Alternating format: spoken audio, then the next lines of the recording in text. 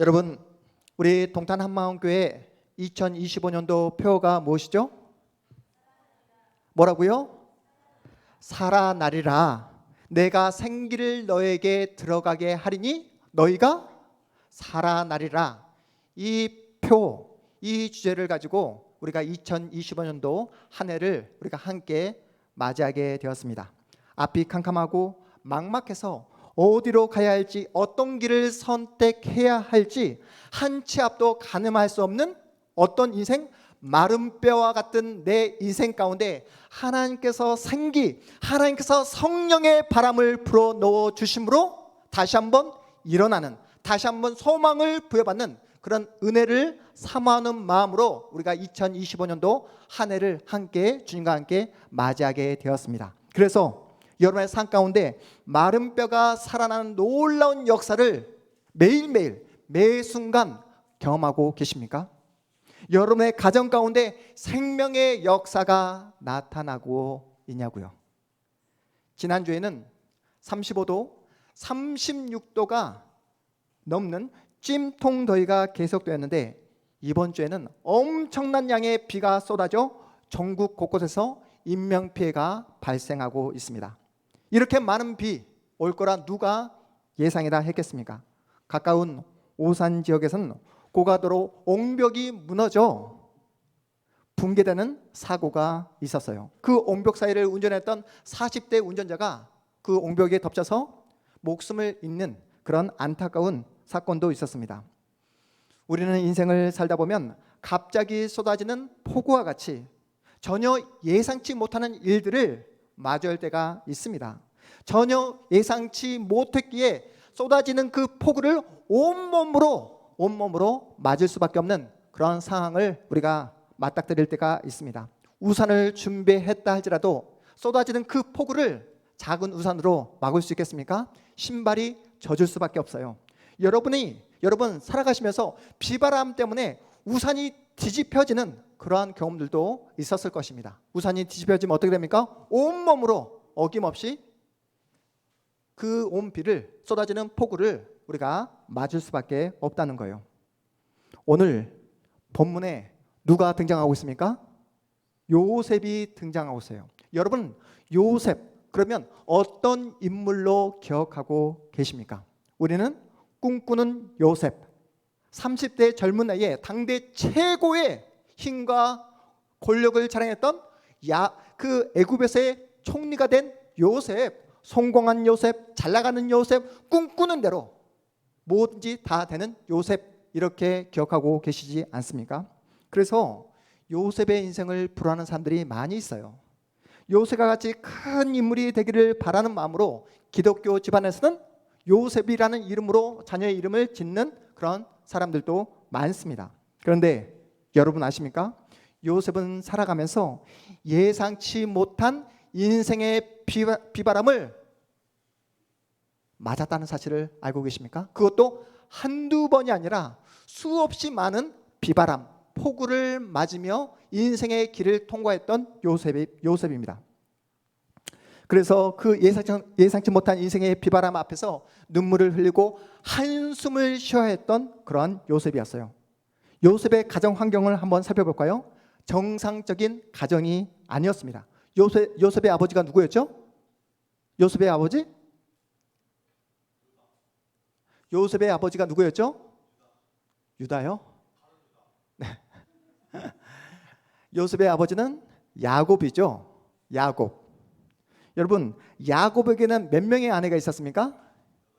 4명의 아내가 있었습니다. 첫 번째 레아, 라헬, 실바, 그리고 빌하, 이렇게 4명의 아내가 있었어요. 이 4명의 아내 중 야곱은 누구를 가장 많이 사랑했을까요? 라헬을 가장 많이 사랑했어요.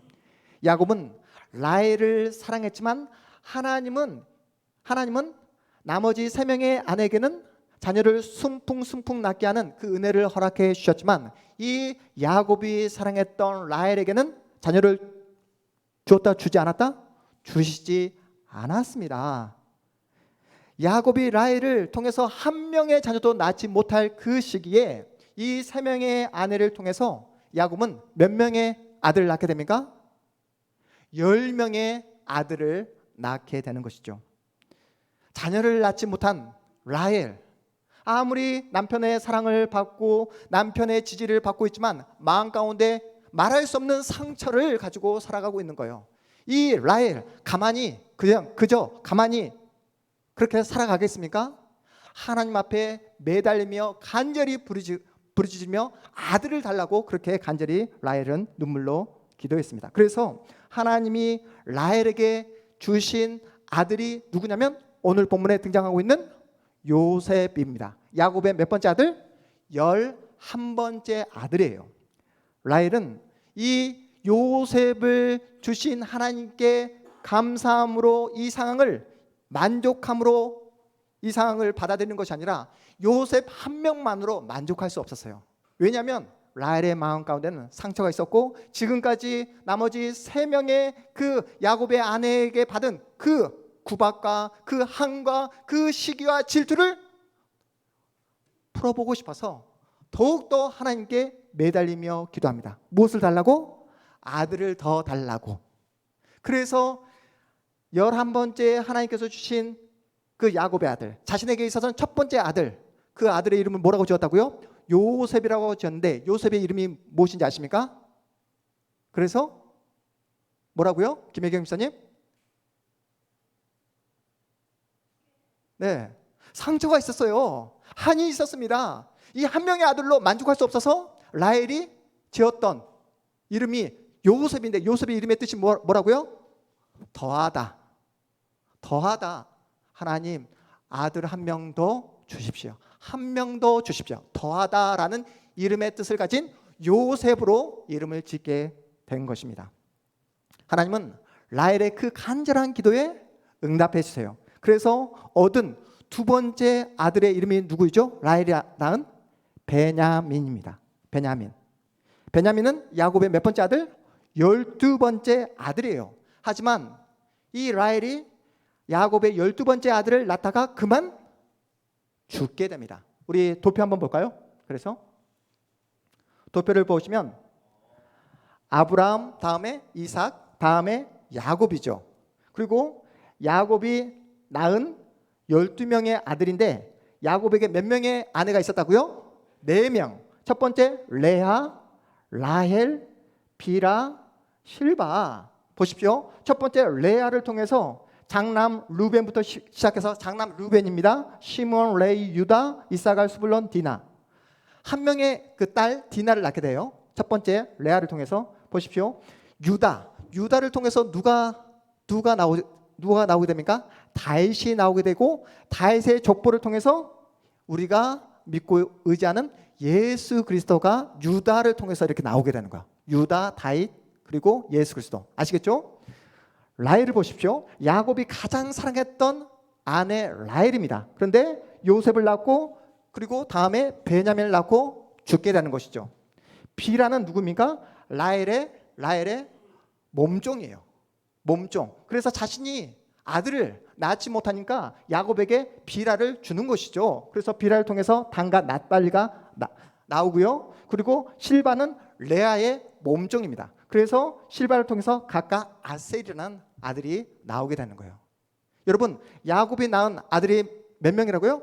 12명. 그래서 12명의 아들을 통해서 이스라엘 전체를 이야기하는 거잖아요. 그래서 이스라엘 12지파가 이 아들을 통해서 나오게 되는 거예요. 야곱의 아들. 아시겠죠? 그러면 여러분, 요셉의 입장에서 보세요. 어머니 라헬이 자신의 동생 베냐민을 낳다가 죽게 됩니다. 당시 요셉의 나이가 몇 살 정도 됐을까요? 많아봐야 5살, 6살 정도밖에 되지 않았을 거예요. 어머니의 사랑을 받고 자라나야 될 이 어린 요셉은 어린 나이에 어머니의 죽음을 맞이하게 됩니다. 전혀 예상치 못하는 그러한 사건을 이 어린 나이 요셉이 맞이하고 있는 거예요. 3명의 어머니가 있지만 자신을 낳아준 친엄마가 아니에요. 자기 위로 형들이 몇 명이 있습니까? 10명이나 있습니다. 아버지 야곱이 밖에서 치킨, 통닭을 사온다 했을 때 자기 차례까지 그 통닭, 닭다리가 올 수 있을까요? 어린 시절부터 계속해서 눈칫밥을 먹으며 살아갔던 요셉입니다. 아버지 야곱이 4명의 부인 중 누구를 가장 많이 사랑했다고요? 라헬을 가장 많이 사랑했습니다.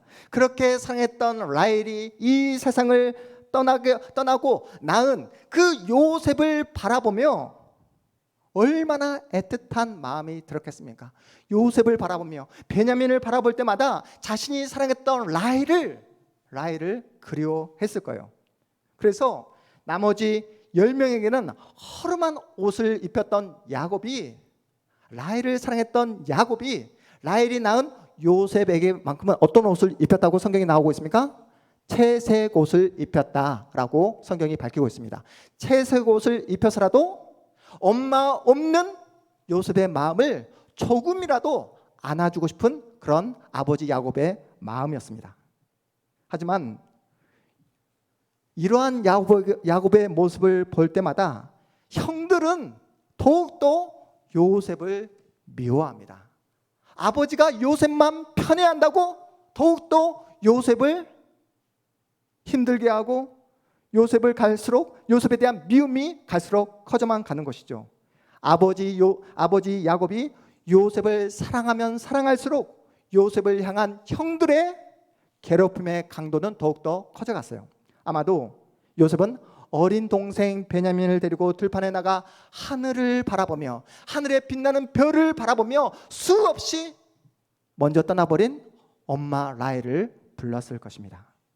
오늘 본문에는 야곱이 사랑했던 이 요셉이 하나님이 주신 꿈 때문에 배다른 형들에게 미움을 받아 구덩이에 던져지게 되고 결국에는 애굽의 종으로 팔려가게 된 그 이유, 경과에 대해서 성경이 우리에게 보여주고 있는데요. 우리 본문 2절에서 4절까지의 말씀 우리 다시 한번 읽어보도록 하겠습니다. 우리 본문 2절에서 4절까지의 말씀 우리 함께 2절부터 읽어봅니다. 시작. 야곱의 족보는 이러하니라. 요셉이 17세의 소년으로서 그의 형들과 함께 양을 칠 때에 그의 아버지의 아내들 비라와 실바의 아들들과 더불어 함께 있었더니 그가 그들의 잘못을 아버지에게 말하더라. 3절. 요셉은 노년에 얻은 아들이므로 이스라엘이 여러 아들보다 그를 더 사랑함으로 그를 위하여 채색 옷을 지었더니 4절. 그의 형들이 아버지가 형들보다 그를 더 사랑함을 보고 그를 미워하여 그에게 편안하게 말할 수 없었더라. 어떤 상황인지 여러분 보이시죠? 우리가 요셉을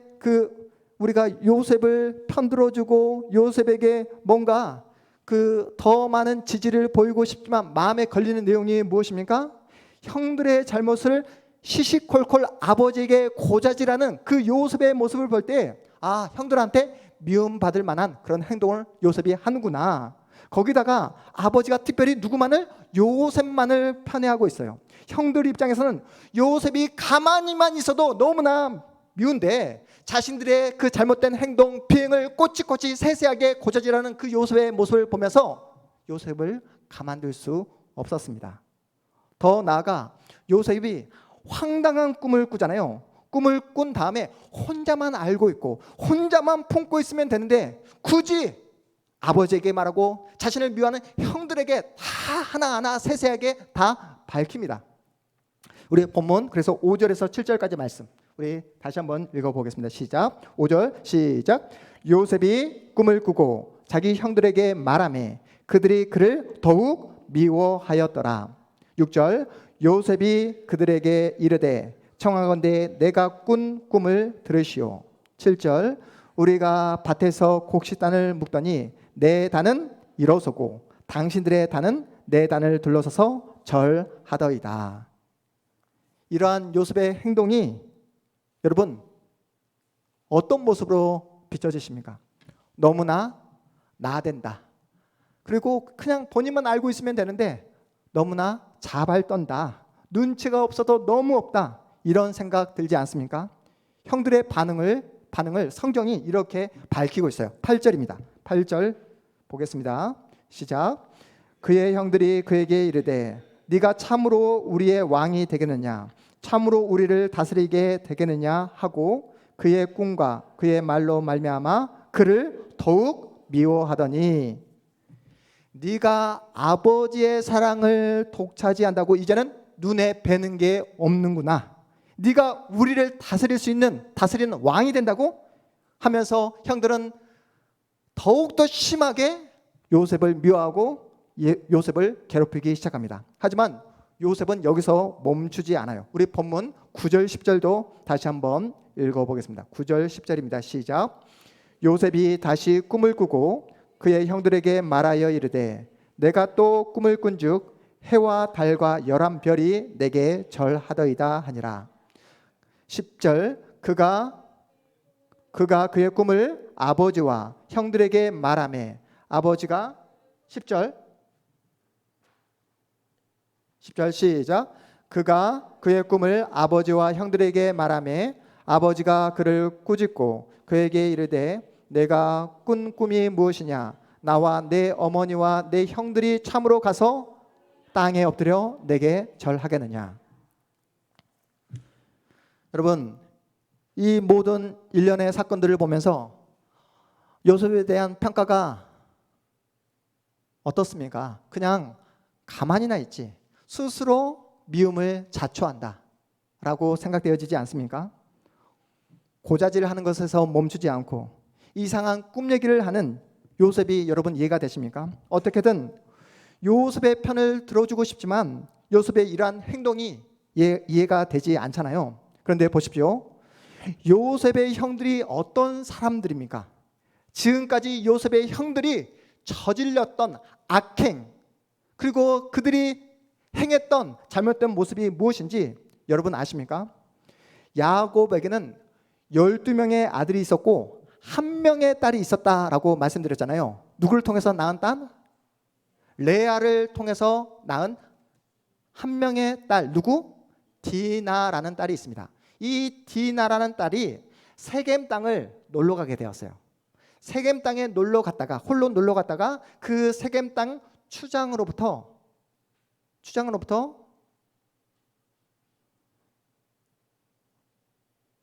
말로 표현할 수 없는 폭행을 당하게 됩니다. 여동생 디나가 폭행당했다는 그 소식에 울분을 이기지 못하고 요셉의 형 시몬과 레이가 칼을 가지고 가서 세겜 땅에 있는 그 모든 남자들 다 칼로 죽여버리는 그런 사건이 나타나게 돼요. 동생의 복수를 갚기 위해서. 그뿐입니까? 야곱의 아들, 아까 장남이 누구라고 했죠? 루벤. 이 루벤이 자신의 작은 어머니인 아버지 첩 비라와 통간하는 일까지 나타나게 됩니다. 여러분, 야곱의 이 집안, 뼈대 있는 집안처럼 보여지십니까? 콩가루 집안도 이런 콩가루 집안이 없을 정도로 엉망진창입니다. 그럼에도 불구하고 그들은 전혀 마음의 양심의 가책을 느끼지 않고 있어요. 요셉은 이러한 형들의 악행을 끊임없이 바라보게 됩니다. 그래서 2절에서 요셉이 하는 말이 무엇입니까? 그들의 잘못을 아버지에게 말하더라.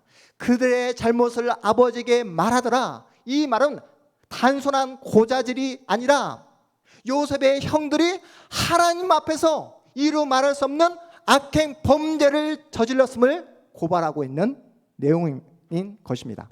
요셉의 형들은 작고 사소한 실수를 한 것이 아니라 하나님 앞에서 엄청난 범죄 행위를 저질렀다는 그런 뜻이에요. 여러분 이제 보이시죠? 요셉의 형들은 순간 열받아서 요셉을 죽여버리려고 했던 행동들이 아니었습니다. 요셉이 그토록 형들의 미움을 받았던 이유가 무엇입니까? 자신들이 저지르는 그 죄에 가담하지 않아서 그런 거예요. 자신들이 저질렀던 그 범죄의 현장에 가담해서 함께 공범으로 역할을 감당해 주지 않아서. 여러분 그거 아십니까? 범죄를 혼자 짓는 것보다 함께 지으면 마음 가운데 더 안정감을 느낄 수 있대요. 그래서 공범을 만든다고 하더라고요. 요셉의 형들이 그토록 요셉을 미워했던 이유가 뭐라고요? 자신들과 함께 죄를 짓지 않아서, 공범이 되어주지 않아서 요셉을 더욱더 미워하고 요셉을 더욱더 괴롭혔다라는 것입니다. 형들은 실제로 동생을 죽이려고 요셉을 구덩이에 던져버립니다. 요셉이 뭐라고 말합니까? 형 살려주세요. 형 제발 용서해 주세요. 형 저를 구해 주세요. 아무리 살려달라고 애원하고 부르짖어도 형들은 아랑곳하지 않고 요셉을 죽이려고 그 구덩이에 요셉을 던져버리며 떠나버립니다. 죽음의 공포 속에서 살려달라고 외치는 피 맺은 그 요셉의 절규를 생각해 보십시오. 언제요? 10대 때 받은 이 상처, 요셉이 경험한 이 상처는 영원히 잊혀지지 않았을 것입니다. 그렇다면 여러분 안에는 어떤 상처가 있으십니까? 여러분 안에는 어떤 상처가 있습니까? 제가 최근에 우리 서진이에게 이렇게 물어봤어요. 서진아, 요즘 학교 생활 어때? 참고로 우리 서진이는 지금 초등학교 1학년입니다. 우리 승신이가 서진이에게 이렇게 말해요. 서진아, 네 때가 좋을 때야. 네 때가 좋을 때야. 너 고등학교 돼봐라. 장난 아니다. 이렇게 승신이는 이야기합니다. 그런데 우리 서진이는 힘들대요. 학교 생활이. 초등학교 1학년인데도 불구하고 힘들다고 이야기합니다. 그래서 제가 물어봤습니다. 서진아, 뭐가 힘들어? 라고 이렇게 물어보니까 우리 서진이가 유치원 때는 공부를 전혀 하지 않았대요. 그런데 초등학교에 가보니까 공부를 해야 되고 또 시험을 봐야 되는 이 모든 상황과 환경이 힘들다는 거예요. 그래서 서진이에게는 이게 또 다른 상처일 수 있겠구나. 학교 가서 재밌게 신나게 즐겁게 놀아야 될 그 시기에 시험 보고 공부를 해야 하는 이 상황과 환경이 서진이에게는 상처가 될 수 있겠구나라는 생각을 해보게 되었습니다. 여러분 어떻습니까? 우리 승신이 열심으로 학교를 가고 학교에서 즐겁게 지내지만 학교에서 상처받을 때 있습니다. 함께 친하게 지내는 친구와 무엇을 해야 되기 때문에 경쟁을 해야 되기 때문에 친구보다 더 좋은 점수를 받아야지 더 높은 등급을 받을 수 있기 때문에 상처를 받을 수 있다는 거예요. 우리 집사님들 어떻습니까? 하루하루 치열하게 살아가고 계시잖아요. 전쟁 같은 그런 하루하루를 보내고 계시지 않습니까? 회사에 갔을 때 뭔가 성과를 내야 된다는 그런 스트레스, 업무의 강도가 엄청 난 것 같습니다. 그런데 해야 되는 그 어떤 업무보다도 더 힘든 게 인간관계라고 하더라고요. 인간관계. 이런 그 모든 상황 때문에 오죽하면 월요병이라는 이 말까지 생겨나지 않았겠습니까? 회사에 나가는 게 너무나 두렵고 공포스러워서 정말로 월요일이 안 왔으면 좋겠다라고 생각하는 직장인들이 정말 많습니다. 가슴속에 항상 사표를 품고 다니지 않습니까? 그럼에도 불구하고 월요일이 되면 힘든 몸을 이끌고 다시 직장으로 회사로 향하는 이유가 무엇이죠? 세승아, 너 때문에 그런 거야. 너 때문에. 세승이 유에서 여러분 미생 드라마 대사 여러분 기억하십니까? 이런 대사가 있어요. 회사가 전쟁터라면 밖은 뭐야? 지옥이야. 이런 대사가 있습니다. 회사가 전쟁터라면 밖은 지옥이야. 그런데 여러분 그거 아십니까? 예수님을 닮아가기 위해서는 오늘 우리가 함께 은혜로운 찬양을 했지만 예수님을 닮아가기 위해서는 멋지고 따뜻한 하나님의 사람으로 성장하고 자라나기 위해서는 고통과 고난을 반드시 통과해야 된다는 것. 고난 없이는 예수님의 인격을 닮아갈 수 없다는 거예요. 십자가를 통과하지 않고서는 예수님을 만날 수 없는 것입니다. 우리가 잘 알고 있는 이스라엘의 첫 번째 왕이 누구였죠?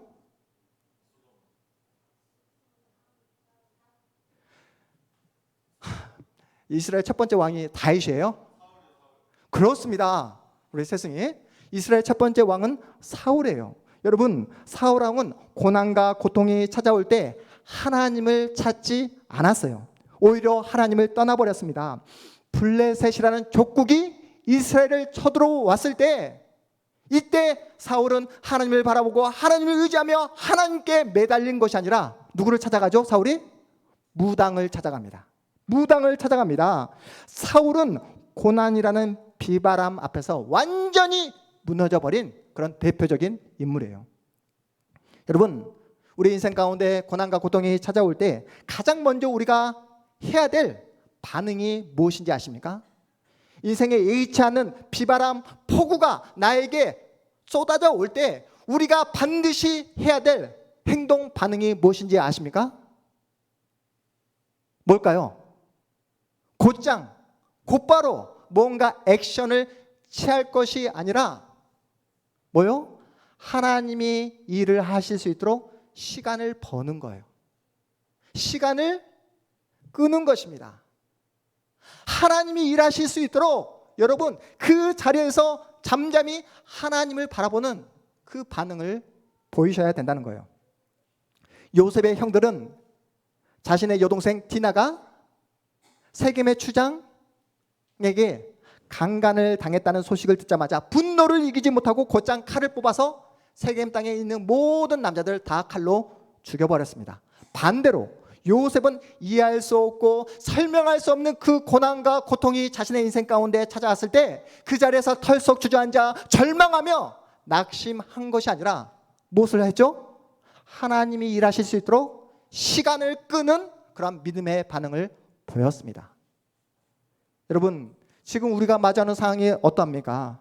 경기가 좋지 않아요. 국제관계도 어렵습니다. 미국의 관세 폭탄으로 앞으로 우리 대한민국의 경제가 어떻게 펼칠지 아무도 예측할 수 없는 그런 상황이 되었습니다.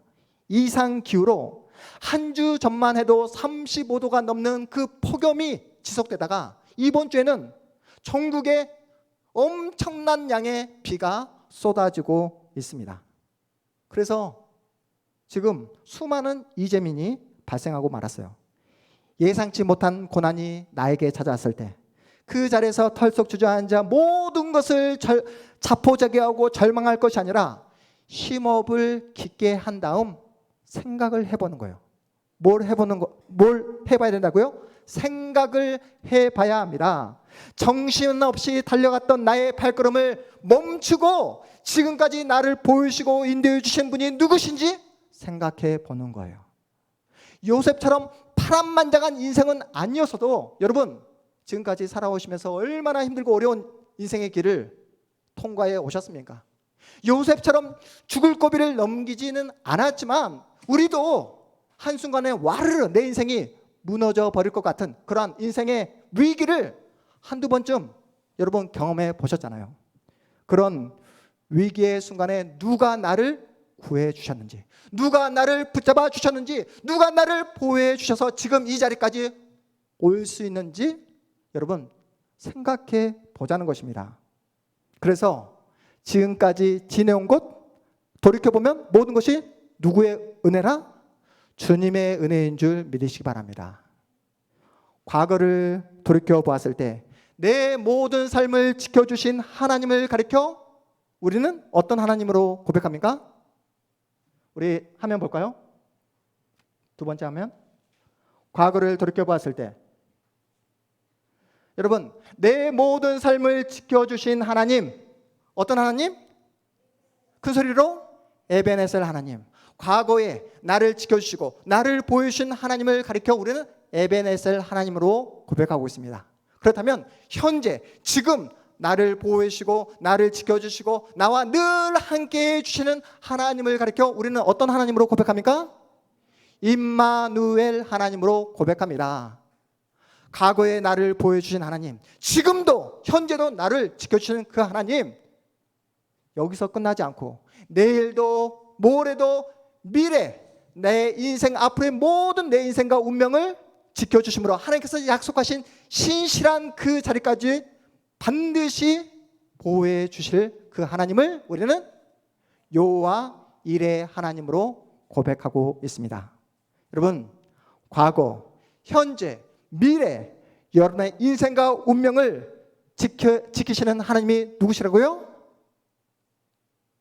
에베네셀 하나님, 임마누엘 하나님, 그리고 여호와 일의 하나님께서 여러분의 전 인생을 보호해 주시고 인도해 주시고 지켜주시는 줄 믿으시기 바랍니다. 우리가 살아가면서 이해할 수 없고 설명할 수 없는 수많은 장애물, 인생의 난간을 만나게 됩니다. 설명할 수 없는 일을 만날 때마다, 이해할 수 없는 그 난간을 만날 때마다 여러분 절망하고 쓰러지고 낙심할 것이 아니라 어떻게 하자고요? 그때 살아계신 하나님을 바라보는 저와 여러분이 되셨으면 좋겠습니다. 여러분, 세상은 계속해서 예수 믿는 우리를 넘어뜨리기 위해서, 우리를 시험 들게 하기 위해서 지금도 혈안이 되어 있습니다. 산 넘어 산이에요. 계속해서 인생의 어려움을 우리에게 안겨줍니다. 그런데 생각해 보십시오. 예수님보다 더 큰 인생의 문제가 있을 수 있을까요? 예수님보다 더 큰 어려운 문제가, 난제가 있을 수 있을까요? 예수님보다 더 큰 인생의 문제는 없습니다. 그 어떤 문제보다 우리 예수님이 더욱더 크시고 위대하시다라고 말씀하고 계세요. 그 예수님께서 우리에게 이렇게 말씀하십니다. 걱정하지 말아라, 염려하지 말아라, 두려워하지 말라, 내가 세상을 이겨노라, 이렇게 말씀하십니다. 요즘처럼 힘들고 어려울 때, 설명할 수 없는 일들을 마주할 때, 여러분 이때야말로 하나님께 간절히 기도할 때라 저는 생각합니다. 영적으로 하나님을 더 깊이 만나야 할 그때라고 생각합니다. 영적으로 깨어서 기도해야 할 시기라고 생각합니다. 우리가 할 수 있는 게 아무것도 없잖아요. 그러니까 기도하는 것입니다. 하나님 앞에서 매달려 보는 거예요. 우리 안에 있는 그 모든 걱정과 염려와 근심, 그리고 우리 안에 있는 그 욕망을 제어할 수 있는 방법이 뭐라고요? 하나님 앞에 나와 부르짖는 것입니다. 요셉이 동생 베냐민을 데리고 들판에 나가 하늘에 떠 있는 별을 바라보며 엄마를 수없이 불렀던 것처럼, 여러분이 가지고 있는 그 모든 상처를 가지고, 아픔을 가지고 하나님 앞으로 나오시기 바랍니다. 영어로 상처가, 승신아, 영어로 상처가 뭐죠? 상처가? 네, 스카. 영어로 상처가 뭐라고요? 스카. 이 상처가, 여러분 이 상처를 가지고 하나님을 만나잖아요. 하늘에 떠 있는 그 별이 어떻습니까? 반짝반짝 하잖아요. 이 상처를 가지고 하나님을 만나는 순간 여러분의 상처가 하늘에 떠 있는 별과 같이 빛나는 스타가 되는 줄 믿으시기 바랍니다. 여러분의 상처를 가지고 예수 그리스도의 십자가를 통과할 때 2025년도 우리 동탄 한마음교회에 주신 살아나리라 라는 그 놀라운 기적의 역사를 우리 주님께서 여러분 각자에게 부어주실 줄 믿으시기 바랍니다. 그래서 매일 우리가 아침, 점심, 저녁 우리가 뭐 하자고요? 기도하자고요. 다시 한번 10, 10분 그렇게 하나님 앞에 매달려 보자고요. 다시 우리 동탄 한마음교회가 금요 기도회가 시작되었습니다. 얼마나 감사하고 은혜가 넘치는 시간인지 모릅니다. 가림사님, 우리 금요 기도회 시간 좋아요, 안 좋아요? 네? 네, 좋습니다. 네, 시간이 너무나 짧대요. 네, 얼마나 좋은지 모릅니다. 함께 울고 함께 웃는 은혜로운 시간을 보내고 있습니다. 이해할 수 없고 풀리지 않는 내 인생의 문제 앞에서 자포자기하고 절망하고 근심하고 염려할 것이 아니라 그 모든 문제를 하나님께 내려놓고 하나님께 매달려 보자고요. 하나님 앞에 납작 엎드려 하나님의 은혜를 구해 보자고요. 어떻게 해요? 내 안에 있는 상처가 뭐가 될 때까지?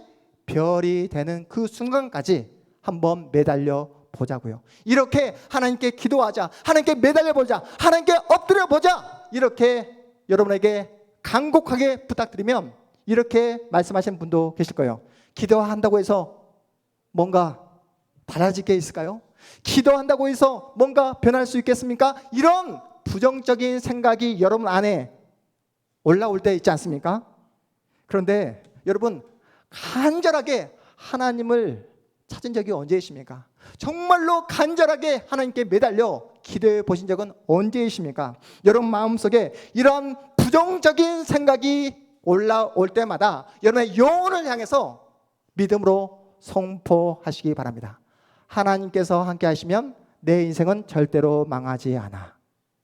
여러분 다시 한번, 여러분 오른손을 불끈 쥐고 하나님께서 함께 하시면, 큰 소리로 하나님께서 함께 하시면 내 인생 절대로 망하지 않아.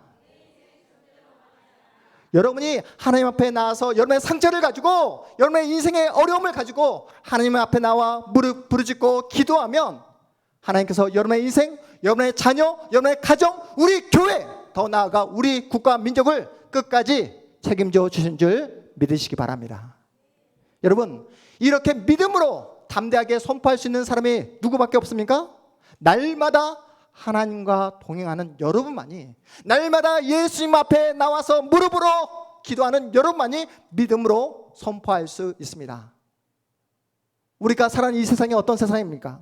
돈, 돈이면 다 된다라고 돈만 외치는 이 세상 앞에서 성적, 스펙, 연봉에만 목을 매며 살아가는 이 세상 속에서 여러분이 살아계신 하나님을 만나고 그 살아계신 하나님 앞에 날마다 매달리며 기도할 때에 돈이 아니라, 스펙이 아니라, 연봉이 아니라 하나님이 주신 지혜와 용기와 믿음을 가지고 얼마든지 하나님과 함께 용기 있게 행복하게 살아갈 수 있다는 사실을 여러분의 온몸으로 보여주시는, 그래서 여러분 안에 진짜 믿음이 있음을 세상 앞에 보이는 복된 여러분의 한 주, 여러분의 인생 되시기를 주님의 이름으로 축복합니다. 여러분 모두 자리에서 일어나시겠습니다.